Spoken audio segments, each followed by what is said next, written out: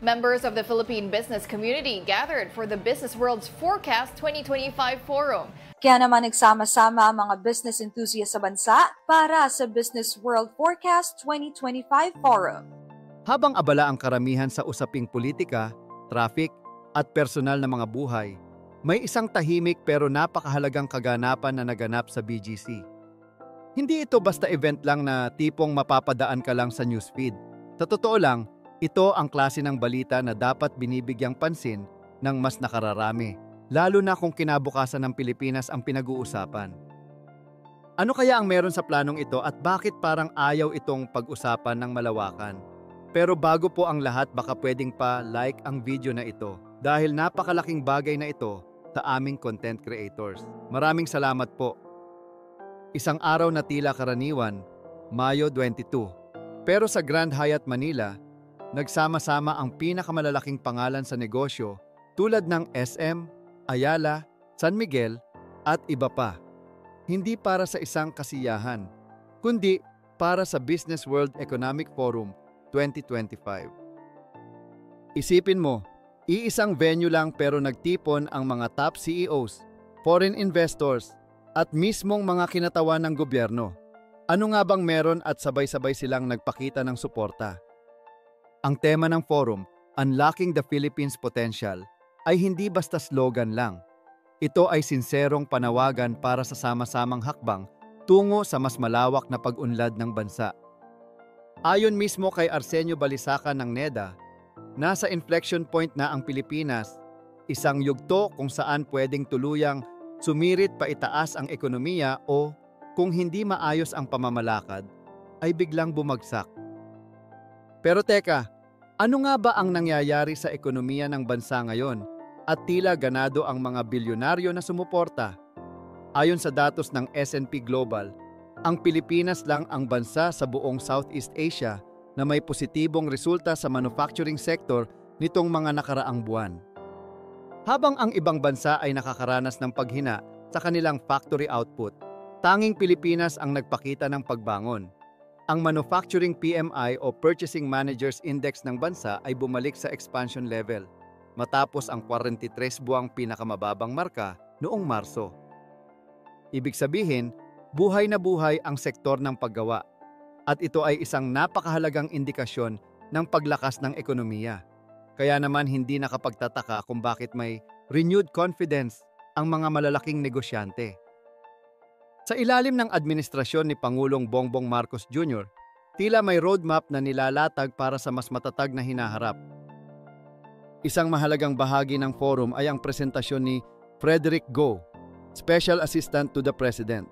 Inilahad niya ang plano ng administrasyon na modernong infrastruktura, mas maraming trabaho at inclusive growth. Ang mga ito ay hindi na lang plano sa papel, kundi mga konkretong hakbang na unti-unti nang isinasagawa.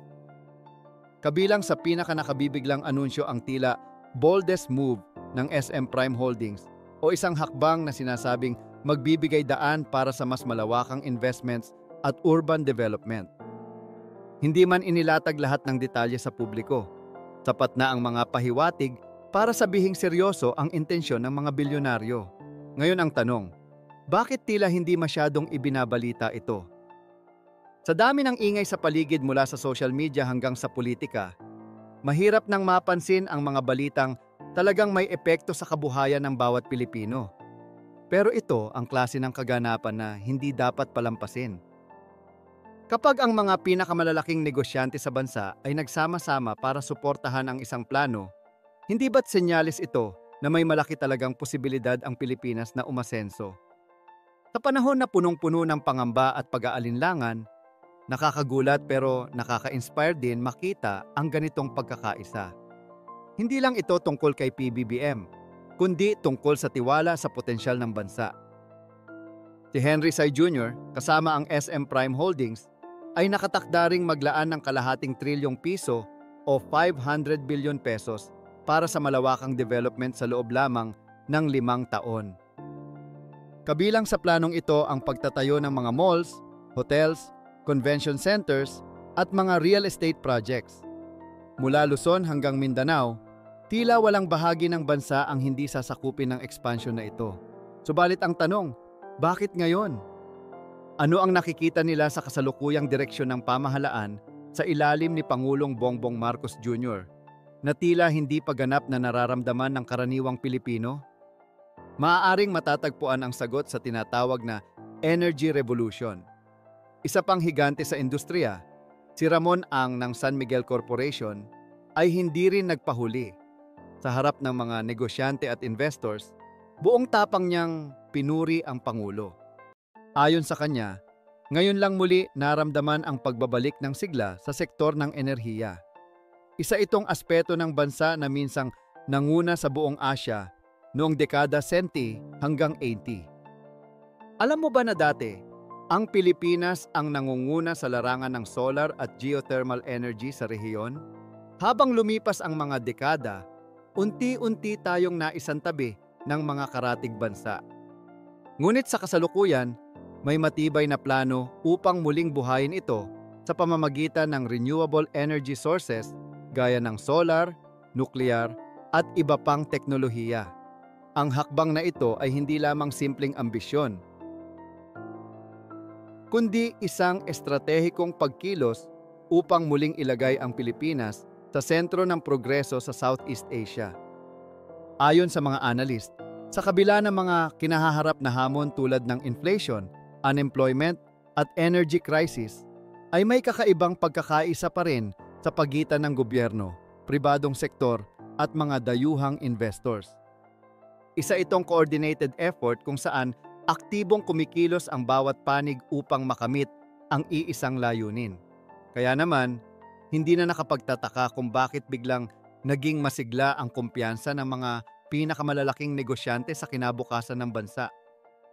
Ngayon, ang mga bansang gaya ng Singapore, Thailand at Vietnam ay nakatingin sa atin. Para sa mga Pilipino, ito ang panahon upang gisingin ang panibagong pag-asa. Kung ang mga bilyonaryo mismo ay nagsasabing, "The Philippines is back on the map," hindi ba't panahon na rin para tayong mga ordinaryong mamamayan ay makiisa sa kilusang ito? Hindi ito isang karaniwang proyekto o forum lamang, kundi isang malinaw na palatandaan ng panibagong yugto para sa Pilipinas.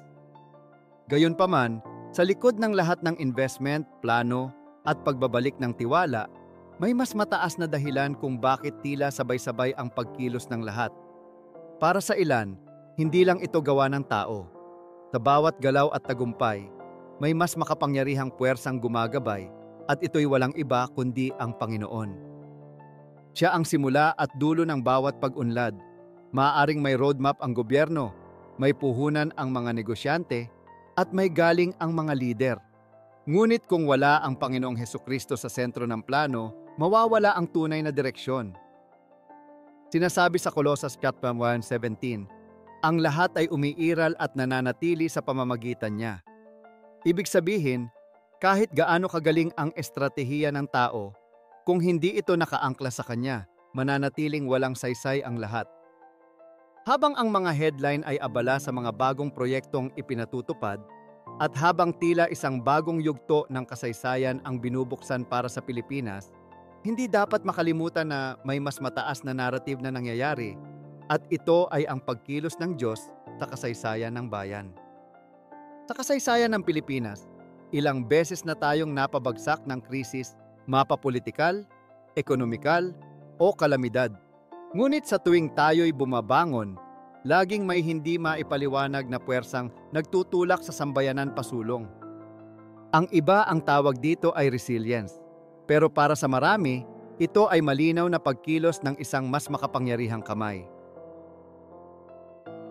Kaya ngayong tumataas muli ang kumpiyansa sa Pilipinas, ngayong ang mga dayuhan at lokal na negosyante ay tila sabay-sabay na bumubuhos ng tiwala sa ating kinabukasan. Dapat natin tanungin kung ito nga ba ay dahil lang sa husay ng pamumuno o diskarte. O baka naman unti-unti nang binubuksan ng Diyos ang pinto para sa isang mas mataas na layunin. Sa likod ng mga mall, hotels, energy reforms, at economic forums, maaaring ito ay paalala na ang bansa ay may papel sa mas malawak na plano.